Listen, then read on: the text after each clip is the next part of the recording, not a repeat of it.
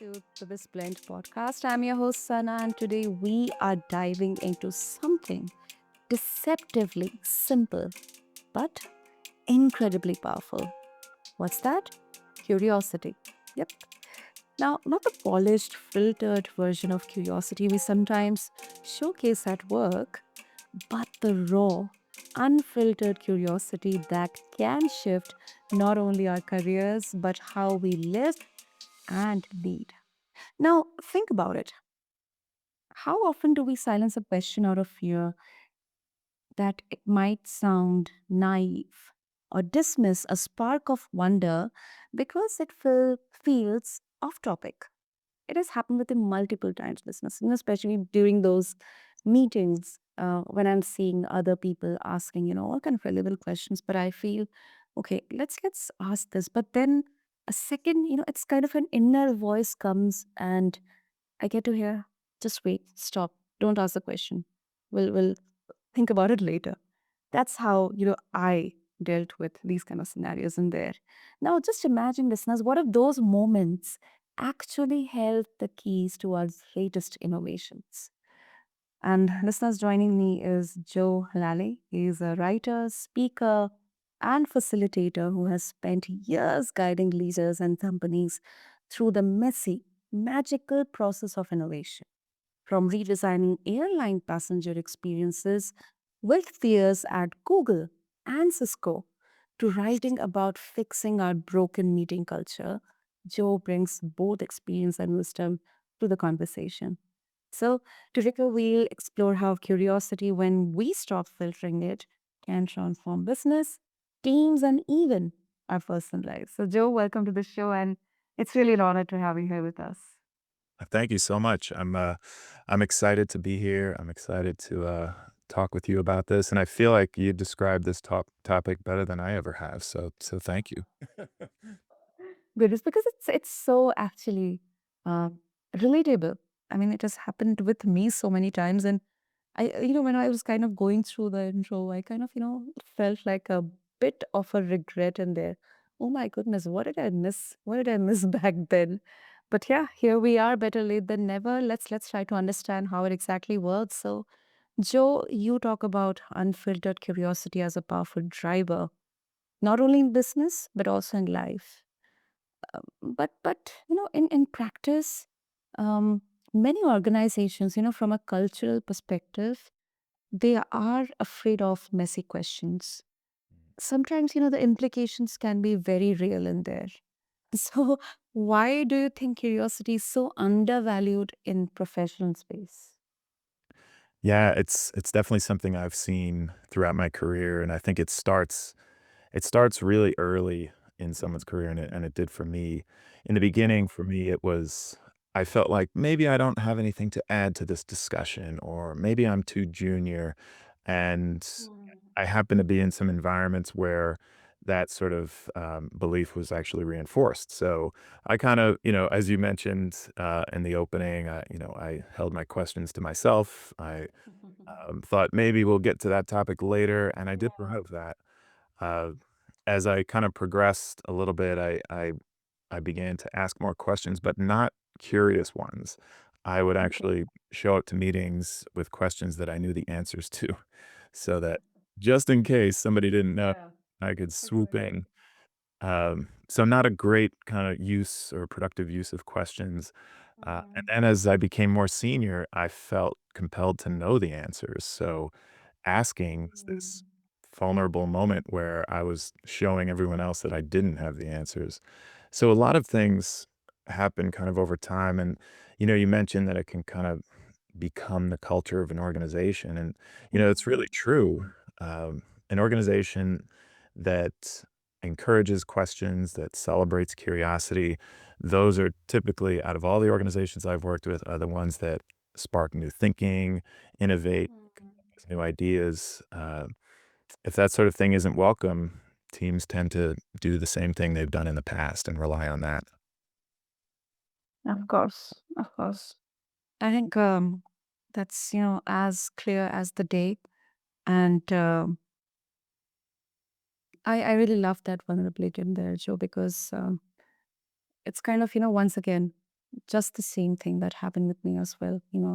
I used to also kind of wonder, okay, these are the questions. Okay, these are standard questions, and I'm expecting that um, whosoever is, leading the meeting in there, they be very comfortable with the answers, so that I don't kind of get myself highlighted or kind of, categorized as a person who tries to ask some weird questions in there. All right. So yeah, I mean, I really love that you framed curiosity not just as only asking questions, but creating conditions where it is safe to do so. Mhm. Oh, okay. And I mean, in your career, you have worked with some global brands in there, some big names, Meta, Pfizer, JetBlue. Can you share maybe a time when curiosity led to a breakthrough, or maybe even challenged the assumptions of an entire team? Yeah. So a few come to mind, and one really stands out. So I won't say who the organization was because I was, um, sort of working Yeah. with with their internal situations. But I was brought in to help facilitate a workshop designed for them to redesign some of their processes. So they were a team that created learning programs, learning modules to help train part of their staff. And that staff who was being trained was supporting their entire product. So they had a really big, really complex job. And Okay. the company was just struggling with how do we deliver these trainings? How do we deliver these learnings? And I did an exercise with them where we peeled it back to what are we doing? So they were pretty capable of determining, and describing what their job was. I asked them, well, how do you do that job? And they were able to describe that, the different processes and tools they used. But then I switched to, well, why do you do this job? And that's where it was difficult. So their why in many cases was, well, because it's our job, or, because that's what I get paid for. And, those are true. But for them to really want to solve this problem, I wanted to get a bit deeper, get to a deeper why. And it was not easy. We kinda struggled through some challenging conversations. I, said, "Let's all take a break, go grab a coffee," and, eventually, when we came back together, they were able to kinda peel back to why they actually cared about solving this problem, and that was such a turning point in the workshop because it went from, "This is my job," to, "I really care." Um, and, they came up with ideas they may not have otherwise. So just really kind of probing through questions, especially the why, made a huge difference for that team, and they kind of took off from there. Hmm. And how much time did it take, for that shift to happen, from this is my job to I really care for this? Did it like happen instantly, Joe? Or did it require any kind of huge mindset kind of shift in there or a cultural shift? Yeah. So I don't know if this will sound like a lot of time or a little bit of time, but it took hours. Um, and I think we had the advantage of in addition to a lot of the work I've done around curiosity and questions, I also really believe in the model of a workshop versus a series of meetings. So we were together for 2 days, and that gave us time to focus really deeply on what we were there for. And we were able to get to that deeper why in about 2 to 3 hours out of those 2 days. I really don't think we would have reached that if we were kind of pushing things along in a weekly meeting or, that sort of a thing. So I think it was relatively quick, although those 3 hours felt like 3 months because it was not easy to get there. Yeah, that makes sense. That makes sense. Um, and yeah, I mean, you have also an upcoming book, which is Question to Learn. That's a very interesting name in there, Joe. And you suggest that curiosity is a learnable skill. Now, this is something very new because um, I don't think it's taught maybe in the conventional uh, training or educational systems. It's kind of, in I think I'm not generalizing anything, but yeah, in my observation and experiences, it's kind of, kind of looked down upon, that don't ask too many questions, just learn what I'm Yeah. sharing. Yeah. So, um, here some might argue that it's just a personality trait, that, this particular person is naturally very curious or very inquisitive. So you either have it or you don't. So how do you respond to that? So I think everyone had it at some point, particularly when they were young. So there have been Mhm. studies that show that young kids, toddlers, will show more interest in a new toy versus a familiar toy. Their curiosity is sort of a learning mechanism and also really a survival tool. So we all had it, and if you go a little bit further to maybe ages 5, 6, 7, 8, that is when we've learned how to speak. We've learned how to Mhm. communicate our thoughts, and we start to ask questions because we have this new tool. We can speak, and those questions have totally pure motives. So a child, I talk a lot about the very common scenario of being in a long car ride with a young child, and they're regularly asking, "Are we there yet? Are Yeah. we there yet?" That that question has totally pure motives. They just don't know or they want to know. They're not asking it to show that their siblings don't know the answer. They're not asking it to show that they actually do know. They're not asking it to show that they've spoken up in the car ride. It's totally pure, and that starts to degrade over time where we Mhm. reach teenage years, we get, as you mentioned earlier, a bit self-conscious, and then, Yeah. some of those things can creep into the corporate world, and then you have lots of other reasons that questions go away. So I don't think that it's a you have it or you don't. I think it's more of have you, been in environments that encourage it throughout your Mhm. life? I think that's probably the biggest factor, um, because I do think everybody can reclaim it if it's been lost. That's really hopeful to know. So that's really hopeful to know. And I used to do that a lot with my father. I Mhm. used to do that a lot, and he used to sometimes really get, very frustrated. But Yeah, yeah, I think that's really hopeful to know. And also, uh, you know, I mean, of course, this is what I do as a podcaster. It's kind of, natural for me to have that curiosity and yeah. ask my guests some difficult questions, some really good questions, sometimes some naive questions as well. But personally, Joe, if I want to learn the skill of curiosity, what's one simple practice I can start using today or maybe tomorrow? Yeah. Yeah. So, I think pick a question that you really like to ask, and it has to be something that goes beyond "How's it going?" or, "What's up?" That kind of a thing. Pick a question that you can ask in a safe environment that goes a little bit beyond that. For me, my favorite and go-to question is, "How did Mhm. you come to feel that way?" So, if somebody says, I really like that type of food.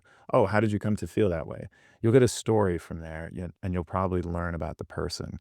So I'd say a simple thing is start by picking some sort of entry level question that you can ask on a regular basis. If you dial it way up to something, maybe not so simple, one of the main things I recommend teams do, leaders do, is take improv classes. Um, I did a bit of improv with a former team. We spent 3 days learning it, and practicing it, and improv requires curiosity because you have to be paying attention to everything that's happened up to that moment. You have to, be ready to jump in and support your teammates. Uh, Yeah. the principles of improv are, no judgment, support each other, be curious, and always think about what does the scene need? What can I do to make this enjoyable for the audience? So it's a Mhm. different type of thinking than I think many professional organizations adopt. where they begin to feel like, well, we know the answers and we know the path, but improv doesn't let you do that because you don't know what the path is going to be. Yeah, yeah, I agree. I agree. And that's really encouraging. I think, it also means that curiosity isn't just, restricted or reserved for the creative types, as we sometimes call, but it's available to anyone who is willing to practice it. Yeah. And also, I mean, I know you're great with parallels. You have written about the parallel between marathon running and running a business. Mm. Um, and both require endurance, discipline, and resilience. So, how does curiosity fit into that metaphor, Joe? Yeah, I I do think there's so many things that are similar between marathon training and running, Mhm, running a business, and also writing a book. I think those mhm, 2 are really, really similar. So, a few things about, doing those. You have to really remain open and remain curious about what the future holds because you just don't know how a training run is going to go. You don't know how a race is going to go. You can do a lot to help give you a really good chance to be successful, but you just don't mhm, know how it's going to go. So you have to be curious. You have to talk to other people, learn about their training methods and all those sorts of things. And the same is true about business. So I started my own business about 5 years ago, and I had no way to know how it would go. I was curious. I asked everyone I could who was in this sort of a space, "What have you tried? What's worked? What hasn't worked?" And I've always mhm, been, really open about helping others, now that I have some years doing that. So I think it's really important to not sit on what has worked. I mhm. think a lot about I wrote about this in the book too, but I think a lot about Blockbuster. Um, so Blockbuster, Oh, yeah, yeah.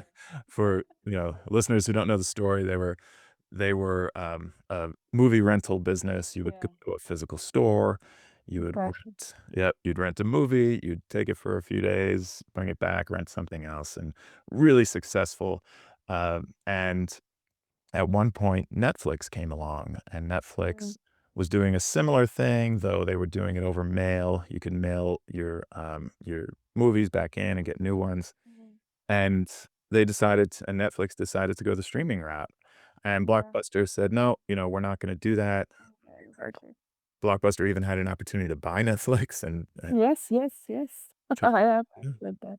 Yeah. and and, most people know the rest, that Blockbuster ended up getting, you know, crushed in the industry and eventually closed. And it just feels like an example of, sitting on what was working and not being curious about new things and even taking some risks. You know, every Mm. every question is a risk, because you Yeah, don't know what's on the other side. that is true. That is true. Yeah, I really find it very, very. It's such a relatable, image. I think this particular example that you gave, it's such a fleeting example of, uh, if you are not curious enough to know what's on the other side, then I think it's kind of really sad to, just decide something or simply make a decision out of it. Yeah. Um, yeah, so it really calls for deep diving and diving deep, exploring.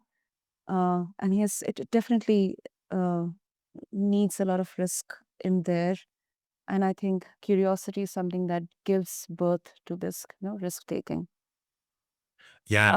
Mhm. This part of the conversation has reminded me. So I read a paper where, the author compared asking questions to purchasing stocks.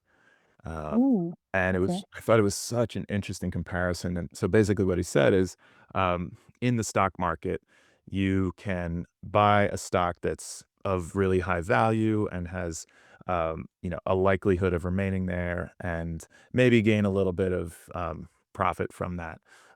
But you can also take a chance and buy something that's maybe valued really low, and you don't know for sure where it may go. There might be some indicators, And if it goes way up, you can reap the benefits of that buy low situation. And he says that questions are a lot like that, where if you can ask a purely curious question that you don't know the answer to, then you're Mhm. taking a risk, but there might be some really big reward on the end of that, on the other end of it, because you've maybe explored some territory that hasn't been thought about, and it Mm. to some really big ideas versus asking a question where the answer may be pretty obvious, probably less likely you're going to uncover some new thinking. So it's a much less risky way to approach questions. Hmm. Yeah, of course. And before closing the conversation, I think we need to explore both sides of the coin here. So I'm just going to bring some nuance in here, Joe. So now some leaders would say that too much curiosity it slows things down. Um, Asking questions, when action is needed. We often have these two proverbs. Look before you leap and stitch in time, nick in time. So kind of conflicting irony in there. So, asking questions when action is needed can look like indecision. So, is there such a thing as too much curiosity? So, shockingly, I would say no. Oh, As okay. somebody I think you really can't have enough, but I think the perception of curiosity is sometimes, like you said, this sort of, stagnation. We're stuck in asking questions and we're not moving. But in fact, what I really try to work with organizations on is working on solutions in small increments. So first, spending some time learning, let's say it's a customer product, customer facing product. Mhm, First, learning about the experiences of that customer to learn what do they really need, what's working for them, what's not working for them.